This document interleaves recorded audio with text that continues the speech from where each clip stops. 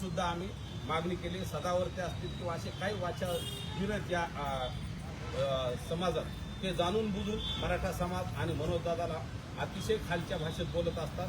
त्यांच्यावर कारवाई झाली पाहिजे ही आमची मागणी. काल सदावर्ते म्हणाले की जरांगे पाटलाला 8 दिवसात संपवत करण्यासाठी वेळ मिळाला नाही किंवा त्याच्यावरती बोलण्याचं त्यांना वेळ मिळाला.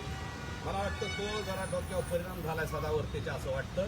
पहिल्याच दिवशी मनोजदादांनी त्या कुटुंबातल्या न्याय मिळाला पाहिजे ही भूमिका तुमच्या सगळ्यासमोर मांडली. त्याच्यानंतर वेळोवेळी काल सुद्धा तुमचे काही पत्रकार गेले होते परवा दिवशी, त्यावेळेस सुद्धा त्यांनी सांगितलं त्या कुटुंबाला न्याय मिळावा ही त्यांची भूमिका आहे. वेळोवेळी मीडियात सांगितलं ठीक आहे त्यांची तब्येतीमुळं किंवा ते सध्या जिल्ह्यातलं वातावरण थोडं वेगळं असल्यामुळे तिथं ते गेले नसतील, परंतु स्वर्गीय महादेव भैया मुंडेच्या कुटुंबाने बोलवलं, तिथं मनोजदादा गेले. त्या भगिनीने आमच्या हाक मारली होती मनोजदादाला की आम्हाला न्याय द्यायला या, तिथं गेले. जे जे बोलवतील नाव घेऊन मनोजदादा तिथं जातात. या जर कुटुंबाने भविष्यात बोलवलं तर मनोजदादांची त्यांना गरज लागली आणि जर तिथं बोलवलं तर मनोजदादा तिथं सुद्धा जातील.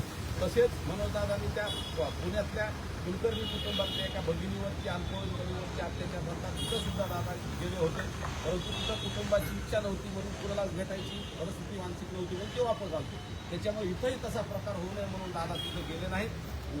जर बोलावणं आलं तर नक्की किंवा त्यांचा काही त्यांनी मीडियातून आवाहन केलं तरी दादा तिथं जातील हा मला विश्वास आहे. तसेच मालेगावची घटना असेल किंवा जिथं जिथे अन्याय होईल तिथं तिथं म्हणून दादा जात असतात. स्वर्गीय संतोष भैयाच्या तिथं सुद्धा कुटुंबाने आवाहन केलं तर गेले नाही. त्याच्यामुळं भविष्यातही जिथं कुठं अन्याय होईल तिथं म्हणून दादा हमेशा जातात.